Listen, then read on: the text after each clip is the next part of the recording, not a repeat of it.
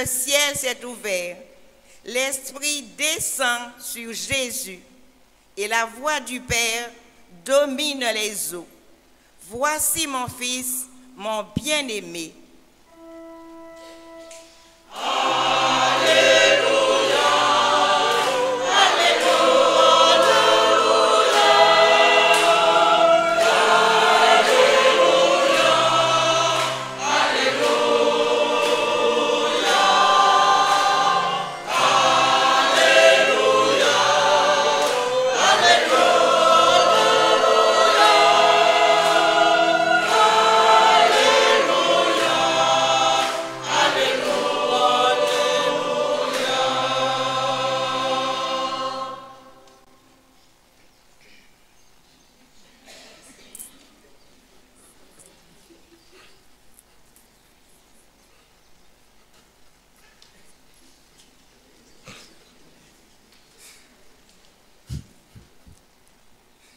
Le Seigneur soit avec. On va la refaire. Le Seigneur soit avec vous. Et avec votre esprit. Évangile de Jésus-Christ selon saint Marc. Gloire à toi, Seigneur.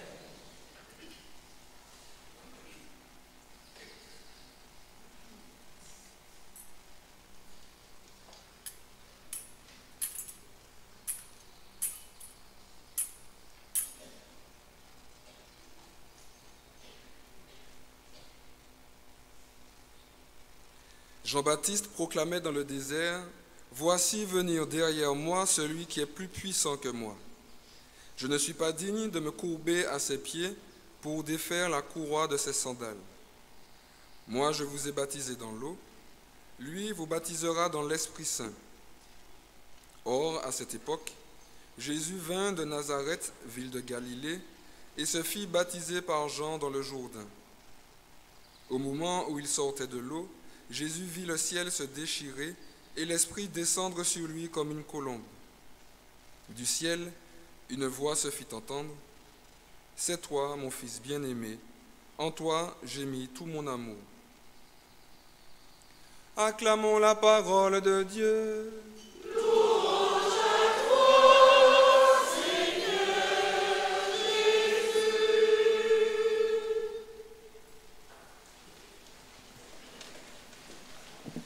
Alors je riais parce que... Vous pouvez...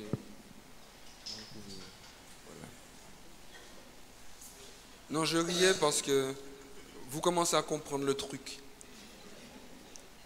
Chanter des alléluia de façon joyeuse. J'espère un de ces jours qu'on pourra vraiment avoir des liturgies où je verrai des gens sourire, contents. Des Martiniquais, quoi. Voilà. Hier soir, je disais au début de l'homélie qu'il y a des gens qui me demandent pourquoi je ris tout le temps. Je leur dis, je ne sais pas moi. Je suis heureux, ce n'est pas de ma faute. Il ne faudrait pas que je m'excuse non plus d'être joyeux. Non, mais... Non, il n'y a rien de spécial, comme je disais hier soir. Je suis heureux, donc je souris. Là, c'était pour une raison, parce que j'étais heureux de vous voir taper des mains et puis être à peu près joyeux pour l'Alléluia. Mais en général, je souris tout le temps parce que je suis joyeux, quoi. Voilà, sans raison particulière. Même pendant la messe, être joyeux d'être avec vous. Voilà, le prêtre peut être content d'être avec les brebis du Seigneur, non? Voilà. Alors, frères et sœurs, bonne fête jeudi pour le baptême de Jésus. Et comme je vous disais, il y a quelque chose là qui doit normalement faire chauffer nos cerveaux. On va commencer tout de suite. Ce sera long pour changer. Le baptême de Jésus. Donc vous savez que Saint Jean-Baptiste baptisait d'un baptême de repentance. Convertissez-vous et croyez à la bonne nouvelle. Et les gens se faisaient baptiser pour les préparer à accueillir le Christ. Mais quand le Christ vient, Dieu qui n'a pas de péché, c'est absurde qu'il se fasse baptiser par Jean d'un baptême de repentance, puisqu'il n'a pas besoin de repentir, puisqu'il est sans péché. Alors certains, pour essayer de contourner cette difficulté, vont nous dire que Jésus a voulu donner l'exemple. Mais ça ne tient pas la route non plus. Il faut discuter avec la parole de Dieu, il faut faire des hypothèses, tout ça, pour bien comprendre ce qu'elle nous dit. Ça ne tient pas la route, pourquoi? Parce qu'à l'époque, Jésus n'était pas connu, il n'avait pas encore commencé son ministère. Donc il n'était pas connu. Donc quand il est allé se faire baptiser, c'était un juif parmi les juifs. Donc il n'a donné aucun exemple à personne puisqu'on ne le connaissait pas. Donc ça ne tient pas la route, cette hypothèse-là. Il y en a qui disent qu'il a fait semblant juste pour être avec les gens. Ça non plus, ça ne tient pas la route. Puisque Jésus ne fait jamais rien pour rien. Quand il fait semblant, on nous dit qu'il fait semblant. Comme pour les disciples d'Emmaüs qu'il a rencontrés, il a fait semblant de ne pas savoir ce qui s'était passé à Jérusalem pour les laisser discuter et verbaliser leurs souffrances et leurs déceptions. Et après, la parole de Dieu nous dit, l'apôtre nous dit, et Jésus fit mine de partir plus loin.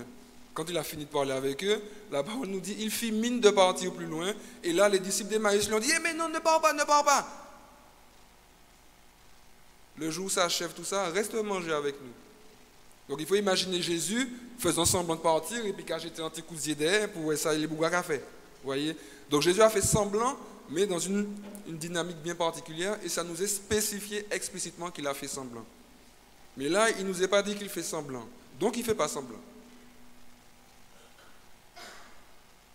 Vous avez une idée ou pas de à quoi ça servait que Jésus reçoive ce baptême de repentance alors qu'il n'avait pas besoin de repentance? À vous le micro. Est-ce que vous avez une idée? Plus fort, ma soeur.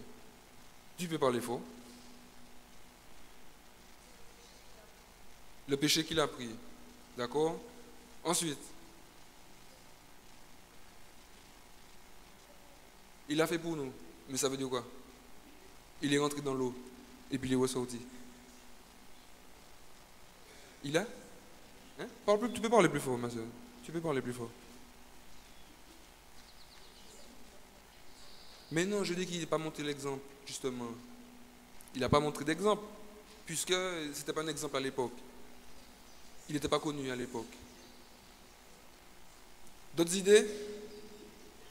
La jeunesse, vous pouvez parler aussi, hein? Ceux qui font semblant d'aller au catéchisme, là. Ceux qui font semblant de s'intéresser à ce que les catéchistes disent. Ceux qui ont été confirmés, là. Vous avez droit à la parole. Petite sœur derrière, là. Tu sais pas?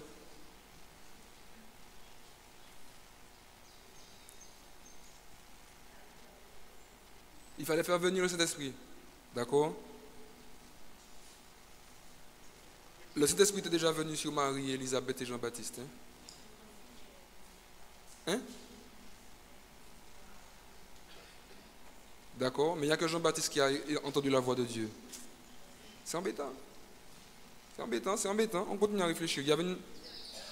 Peggy, non? D'accord, prendre les péchés. D'accord. Le relais.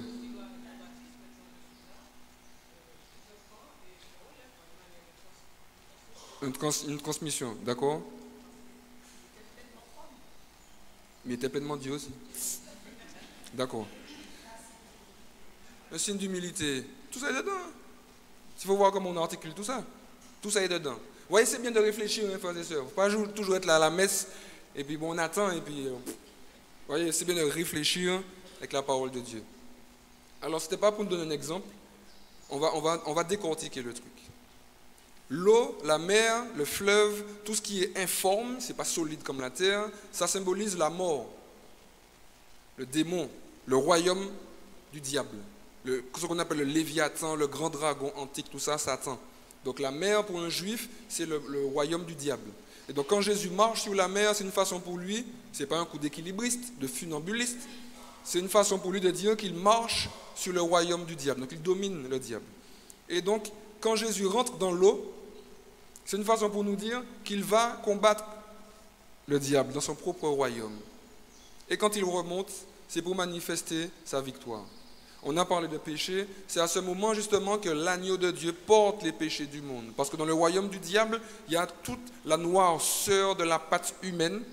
Et donc Jésus va récupérer tout ça, il va les charger sur son dos dans l'eau du Jourdain. Et il va ressortir, mais en laissant tout ça bien là, dans le royaume du diable. Donc le baptême de Jésus, ce n'était pas pour lui, mais il annonçait déjà ce qu'il allait faire à la croix. Plus loin dans la Bible, pour ceux parmi vous qui lisent la Bible, Il doit y en avoir quelques-uns au moins, j'espère. Il nous est dit un moment que Jésus dit « J'ai un baptême à recevoir et il me tarde de le recevoir. » Il parlait du baptême de sa croix. Pourquoi? Parce que sur sa croix, il allait mourir, donc rentrer dans le tombeau, plonger et ressusciter. Et nous, les chrétiens, nous sommes baptisés, comme dit saint Paul, dans la mort et dans la résurrection de Jésus-Christ. Même s'il n'y a plus le symbolisme du plongeon, c'est quelques gouttes qu'on reçoit sur le front, mais toute la symbolique du plongeon est là, puisque baptiser, ça veut dire plonger. En grec, le terme, le verbe baptiser, ça veut dire plonger. Donc Jésus plonge dans l'eau comme une annonce pour dire « Ok, je prépare quelque chose, je prends le relais maintenant, Jean-Baptiste, merci pour ta mission, et je prépare quelque chose, je vous oriente vers un baptême encore plus grand. » Vous comprenez ça? Allô? Voilà. Je vous oriente vers un baptême encore plus grand, où je me charge de vos péchés pour vous en libérer. Dans l'Ancien Testament, nous avons un autre Jésus, un disciple de Moïse, Moïse qui libère le peuple de l'esclavage d'Égypte, Moïse qui ne va pas rentrer en terre promise parce qu'il a désobéi à Dieu, il a joué à l'entêté, et Dieu lui a dit, tu ne vas pas rentrer en terre promise, tu es puni, donc tu vas mourir bien tranquillement de l'autre côté du Jourdain. Le Jourdain, c'était la frontière. Et c'est Josué qui a fait traverser le peuple pour rentrer en terre promise. Josué, Jésus, en hébreu, c'est le même prénom, la même racine hébraïque. Donc ça veut dire que dès l'Ancien Testament, il y avait déjà un Jésus, Dieu sauve, qui a fait traverser le peuple, qui a fait traverser la mer, le Jourdain, pour entrer en terre promise. Et donc plusieurs millénaires après, il y a le nouveau Jésus, le nouveau Josué, présent dans le même fleuve du Jourdain et qui fait traverser le peuple de Dieu pour le faire sortir de l'esclavage du péché et le faire entrer dans la terre promise du royaume de Dieu.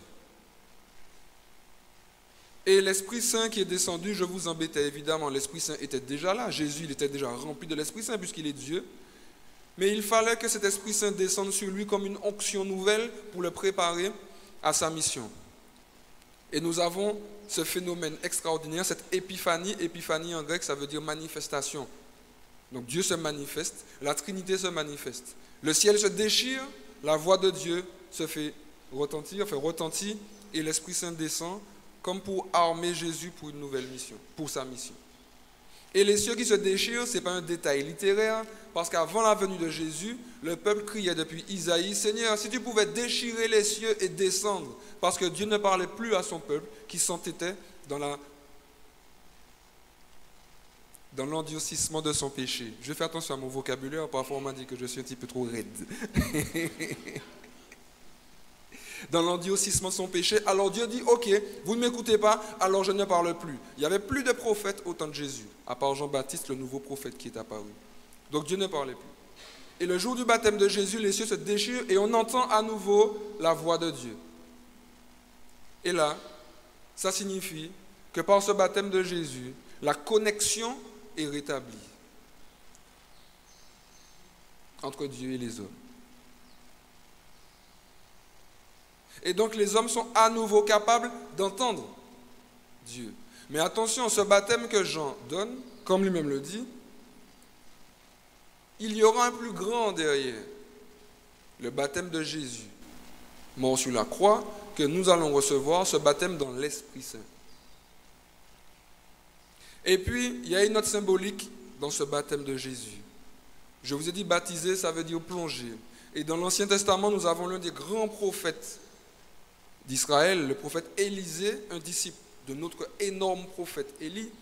Élisée qui reçoit Naaman, un Syrien, un païen qui avait la lèpre. Et il envoie Naaman se plonger, baptisé, dans l'eau du Jourdain. 7 fois, comme ça, 7 fois. Et quand il s'est plongé dans l'eau du Jourdain, il s'est relevé, nettoyé, purifié. Un synonyme du péché, c'est la lèpre. Donc comme Naaman a été purifié de sa lèpre en ressortant des eaux du Jourdain, en plongeant dans les eaux du Jourdain, Jésus nous purifie de la lèpre de notre péché en plongeant dans l'eau du Jourdain et en nous faisant plonger avec lui. Et alors, comme je disais hier soir, c'est là que je dégaine ma mitraillette et je commence à tirer sur les âmes de Dieu. En parlant de bain, de plongeon, de bain de purification, de bain de protection. On m'a dit à la fin de la messe hier soir, mon père, vous avez dit ça, mais c'était en temps longtemps, ça n'existe plus. Je dis à la soeur, ah bon? C'est deux grandes personnes qui m'ont dit ça. Va dire aux gens pour lesquels j'ai prié que c'est du passé. Vous savez, en Martinique, il y a des gens pour protéger leurs enfants, ils leur font prendre des bains. Mais pas des bains Tahiti douche, hein? Non. Des bains démarrés, vous savez, à la rivière, dans une bassine derrière la maison, tout ça. Donc on va voir un malfaiteur, un disciple du diable, pour lui dire, ma fille a un examen bientôt, mon fils doit passer son permis ou bien il doit partir en France. Est-ce que tu n'aurais pas un petit truc pour le protéger, s'il te plaît? Mais si, mon Isabor, comment? Alors, la liste de commission. Ou qu'à prendre telle feuille, tel de l'eau. Si le faut me ramener dans la rivière, rendez-vous à Kerbouliki la semaine prochaine à telle heure. Je vais ramener telle la prière, machin, etc. Non? Il y a les grandes personnes hier soir m'ont dit, mon père, c'était avant ça. À présent, toujours. Ouais. Donc on va avoir le sorcier, le disciple de Satan, pour nous protéger. Alors, quand ça ne marche pas, le sorcier va nous dire, mais c'est toi qui n'as pas respecté l'ordonnance. Mais par contre, ce qui a marché, c'est les chaînes qu'il a mis à tes pieds. Parce que, je dis ça, on appelle ça des bains démarrés, moi j'appelle ça des bains mariés. Quand vous faites ça à vos enfants, je disais ça hier soir aussi, pas vous. Évidemment, quand je parle de ça, comme d'habitude, je ne parle pas des gens d'Emmaüs. Évidemment. Non, je ne parle pas de vous. Je parle des autres paroisses, des autres Martiniquais. Pas de vous, quand même. Donc, les gens, les autres, qui n'ont rien compris, pas comme nous, les gens, qui emmènent leurs enfants faire des bains démarrés là, ils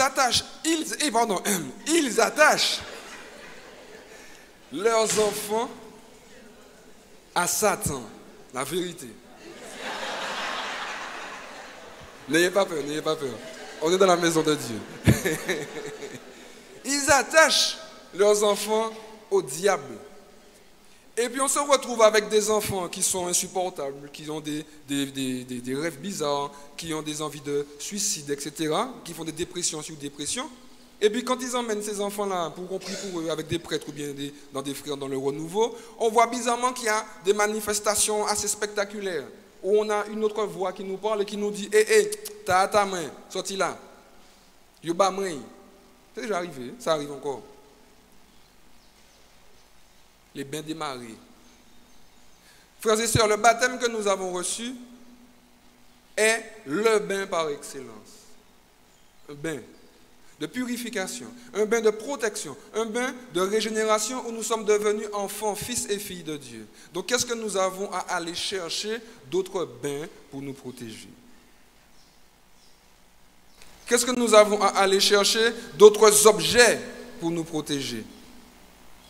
Je disais à Saint-Christophe, il y a quelque temps, que si je passais avec un panier de quêtes pour ramasser tous les bijoux montés que vous avez sur vous, les bijoux montés, vous savez, les bijoux où on a prié dessus pour monter un saint.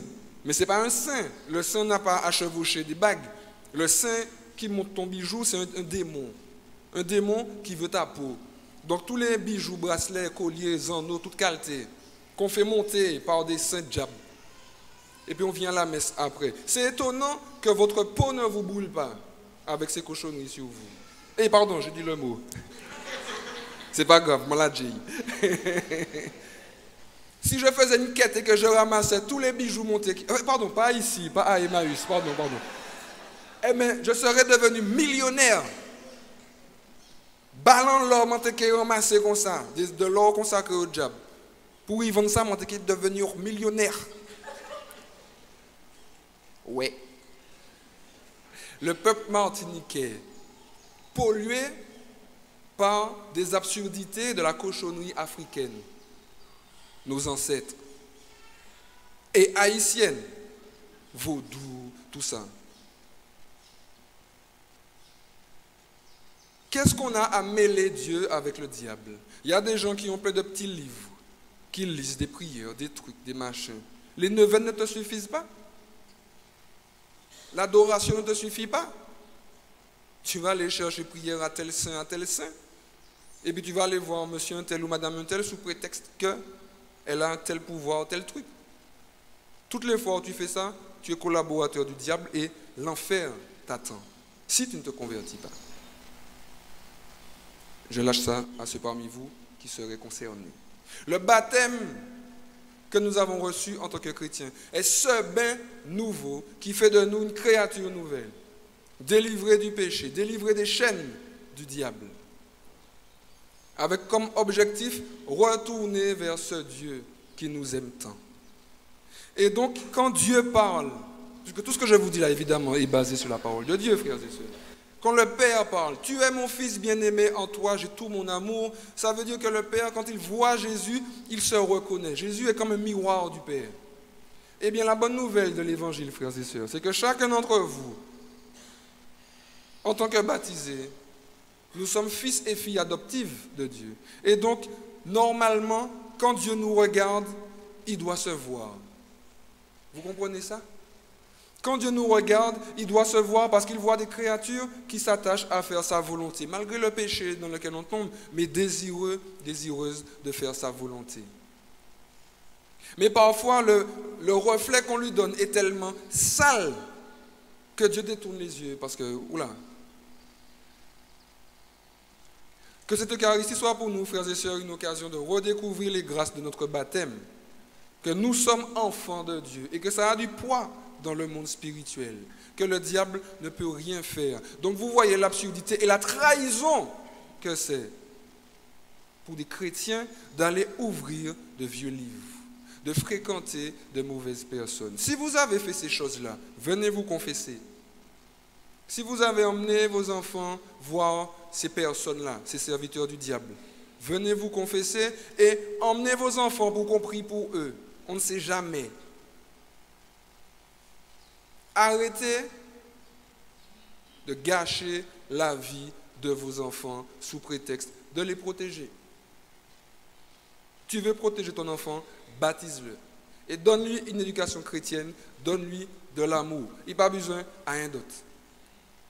Et le baptême de Jésus, c'est aussi cet envoi en mission. Ton baptême, comme dit le pape François, fait de toi un disciple missionnaire. Le pape François dit, un baptisé qui n'évangélise pas n'a pas encore compris son baptême. L'Esprit Saint envoie Jésus en mission. Comme nous, en tant que baptisés, que confirmés pour les jeunes que j'ai vus là, nous sommes envoyés en mission pour aller propager cette bonne nouvelle du salut des âmes. Alors que nous puissions avoir ce désir du ciel qui grandisse de plus en plus en notre cœur. Qu'aujourd'hui, à cette Eucharistie, nous reconnaissions humblement nos erreurs et que nous prenions fermement la décision de nous débarrasser de tous ces gris-gris, tous ces objets que nous avons placés chez nous ou que nous portons sur nous. Venons demander pardon au Seigneur vraiment, en confiance, pour toutes ces fois où nous avons fréquenté ce monde occulte. Pour le credo, tout à l'heure, je vais vous proposer une démarche du credo qu'on récite au baptême. Aujourd'hui, nous allons renouveler les promesses de notre baptême. Nous l'avons fait le 1er janvier pour ceux qui étaient à la messe de la veille. Nous allons le refaire aujourd'hui parce que c'est vraiment approprié. Mais je vais préciser ce à quoi vous devrez renoncer. Nous allons parler de franc-maçonnerie, nous allons parler de rose-croix, nous allons parler de jalousie, etc. On va nommer des choses qui sont des péchés ou des pistes de péché. Et nous allons crier « Je renonce » en nous engageant aujourd'hui à renoncer à toutes ces œuvres du diable. Et quand nous allons dire « Je crois », nous allons le dire fermement pour nous engager dans tout ce qui fait plaisir à Dieu. Pour que, comme nous disait la prière d'ouverture, que Dieu se reconnaisse en nous à mesure que nous faisons sa volonté. Nous allons prendre la ferme décision aujourd'hui, si vous le voulez, à partir d'aujourd'hui, de lutter fermement contre le péché et contre tout ce qui nous éloigne de Dieu, adultère, etc., etc., et que nous découvrions notre identité de fils et de fille de Dieu, de prince et de princesse. que nous fuyions la médiocrité du monde et que nous visions l'excellence du royaume de Dieu et que nous devenions des témoins authentiques et véritables auprès de nos frères en humanité qui en ont tant besoin. Amen.